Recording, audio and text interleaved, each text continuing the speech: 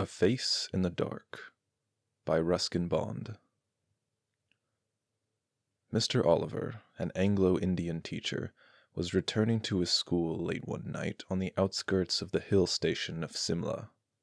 From before Kipling's time, the school had been run on English public school lines, and the boys, most of them from wealthy Indian families, wore blazers, caps, and ties. Life magazine, in a feature on India, had once called it the Eton of the East.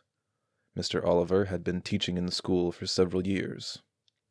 The Simla Bazaar, with its cinemas and restaurants, was about 3 miles from the school, and Mr. Oliver, a bachelor, usually strolled into the town in the evening, returning after dark when he would take a shortcut through the pine forest. When there was a strong wind, the pine trees made sad, eerie sounds that kept most people to the main road. But Mr. Oliver was not a nervous or imaginative man. He carried a torch, and its gleam, the batteries were running down, moved fitfully down the narrow forest path. When its flickering light fell on the figure of a boy, who was sitting alone on a rock, Mr. Oliver stopped. Boys were not supposed to be out after dark. "What are you doing out here, boy?" asked Mr. Oliver sharply, moving closer so that he could recognize the miscreant. But even as he approached the boy, Mr. Oliver sensed that something was wrong. The boy appeared to be crying. His head hung down, he held his face in his hands, and his body shook convulsively. It was a strange, soundless weeping, and Mr. Oliver felt distinctly uneasy. "Well, what's the matter?" he asked, his anger giving way to concern. "What are you crying for?" The boy would not answer or look up. His body continued to be racked with silent sobbing. "Come on, boy, you shouldn't be out here at this hour. Tell me the trouble. Look up." The boy looked up.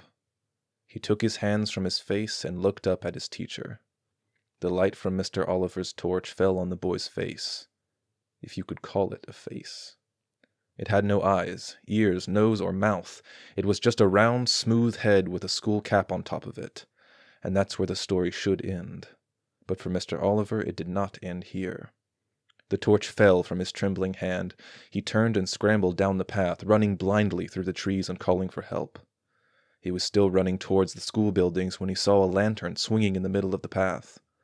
Mr. Oliver stumbled up to the watchman, gasping for breath. "What is it, Sahib?" asked the watchman. "Has there been an accident? Why are you running?" "I saw something horrible, a boy weeping in the forest, and he had no face." "No face, Sahib?" "No eyes, nose, mouth, nothing." "Do you mean it was like this, Sahib?" asked the watchman, and raised the lamp to his own face. The watchman had no eyes, no ears, no features at all, not even an eyebrow. And that was when the wind blew the lamp out.